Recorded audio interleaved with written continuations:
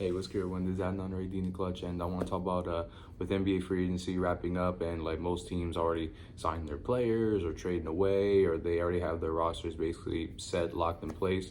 I want to give a shout out to the Houston Rockets, who, in my opinion, I believe have won free agency. They've made the most activities, they've made the most improvements to their rosters. They've filled out a lot of voids and a lot of missing pieces to where I believe they can elevate a lot higher than where they were last season. I know they were the number 2 seed, but I'm referring to the fact that they still lost to the Golden State Warriors in the first round of the playoffs, and the fact that like it was an embarrassing fashion, like in 7 games to an aging Warriors team. It's like how they were like, how are we doing this? Like, we are not going to let this happen again. We're on a mission, and I love that from the Houston Rockets. I love the fact that they didn't just soak in, just like cry, or just like just not do anything, and like we're good where we're at. We were the number 2 seed. We just got fluked out. They didn't think that, like, no, we're hungry, we got to win now, because we know we're capable of. We have a good coach, we have a good system. We need to be able to lock in and address what we need and get this done so we can get this championship. I love that from the Rockets. I love that mentality, that mindset, because that is what champions, that is what successful people think. They just, sure, they may hit bumps on the road, sure, they may have like things unexpected, but instead of just like dwelling or worrying about it, or just trying to like not do anything, they address it. Okay, this is what we suck at, this is what we have problems with. Let's address those, take care of those pieces, and then let's maximize ourselves to give ourselves the best chance to, in their case, win a championship. And I love that. And what did? They traded for Kevin Durant.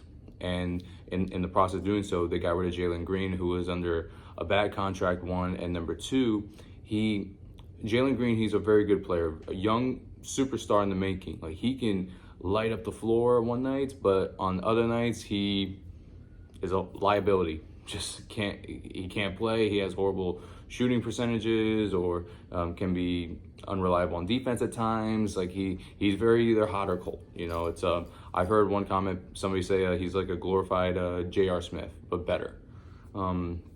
Which it can be true, but hey, he's really young, and Jalen Green, he's still able to like have time to develop, and he's not even in his prime yet. So with the Phoenix Suns, I mean, he'll have plenty of chances to work on his skills, maybe like clean up his mistakes, and if he has the right maturity and mindset, he can use that opportunity to improve his shot creating, his passing, setting up his teammates, being able to like improve on everything, because like most of the spotlight is going to be on him, because with Devin Booker, I mean, he's their main star, but like Bradley Beal, he's been in and out of the lineup. They're potentially trying to buy him out as we speak.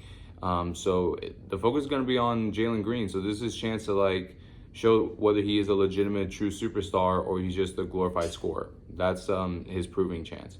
But the Rockets need to get rid of him because of his bad contract and how streaky he can be. So I thought that was very intelligent on their part. And they're getting Kevin Durant, who, yes, he's 37 years old heading into the season. Yes, he has injury problems, especially like for most of his career now to this point. But the difference is between what happened with the Phoenix Suns to the Houston Rockets now is the Rockets have depth. They actually have pieces to where when Kevin Durant, unfortunately, is going to be out to an injury for an extended period of time, they at least have pieces now to be able to make up for the slack, and Kevin Durant's kind of like the cherry on top. Very similar to what happened with the Golden State Warriors, where they didn't necessarily need Kevin Durant, because they won a championship without him, and they were up 3-1 against the Cleveland Cavaliers. They just wanted to like get that final piece to like eliminate any sort of flaws or problems that the Warriors had, and they just dominated the league. Well, I feel like it's a more or less similar concept what the Rockets are doing, because with the Rockets, they will need Kevin Durant, but like I mentioned, he's not going to be there all games. We're just going to be realistic right here.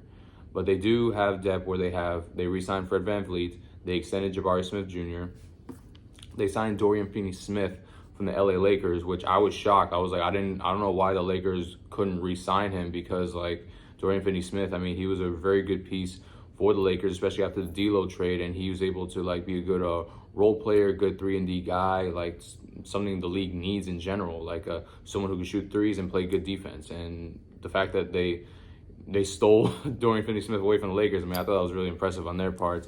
And they have a center depth now. When they signed Clint Capella, they brought him back, and same with Steven Adams. Like, they just have a combination of youth and experience. They have Jabari Smith Jr., who's still young in the league. They got Fred VanVleet, a proven veteran at point guard. They got Dorian Finney-Smith, who's in his prime right now. They have center with Clint Capella and Steven Adams to be able to like just be bruising you on defense, and they're good rim protectors.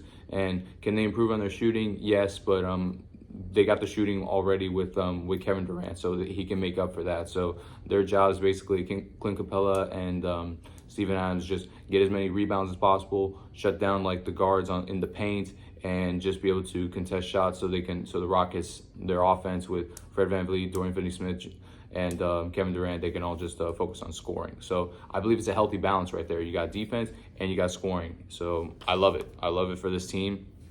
And the fact that, like, I think the Rockets could be a team to legitimately watch. I think they're going to use that first round exit as motivation to prove to the whole league we're not flukes, we're not frauds. We basically cut the liabilities, and then we added more pieces, and now we're going to be really tough. And even when Kevin Durant, he's going to be out, we still can beat you. We have a complete team around. They're not like the Phoenix Suns where they put all their eggs in Kevin Durant, Devin Booker, and Bradley Beal. And unfortunately, the Suns, they're really screwed over. I mean, like I mentioned earlier, they're trying to buy out Bradley Beal, who they traded practically all their first round picks for, and it wasn't a good fit. And now they don't have their first round pick till 2032, and it's gonna be really horrible if you're a Suns fan. So, but the Rockets, though, I mean, I think they're gonna do really good this year. I mean, I'm not gonna say it officially, but I would at least predict, as of right now, I could see them making the conference finals and potentially representing the West in the NBA finals. Now, it all depends what's happening with OKC. I mean, they're the team to beat right now. And with the Denver Nuggets as well, I mean, I'm not going to count them out with Jokic, as they also they did a similar concept by trading away Michael Porter Jr. to get Cam Johnson. They still have some more work to do, but the main teams for me that I would look at in the West is OKC, the Houston Rockets, and the Denver Nuggets. Those are my three favorites to potentially make it out of the West in this upcoming NBA Finals. So let me know what you guys think down below in the comment section. Rockets fans, how you guys feel? Do you guys feel really good about your team? You feel like you still need more pieces, or is this going to be motivation for you guys? Or are you just like, is this only a good-looking team on paper, but it's not going to materialize on the court? Let me know what you guys think in the comment section. While you're at it, please like and subscribe. I certainly love and appreciate every single last one of y'all. God bless, and talk soon.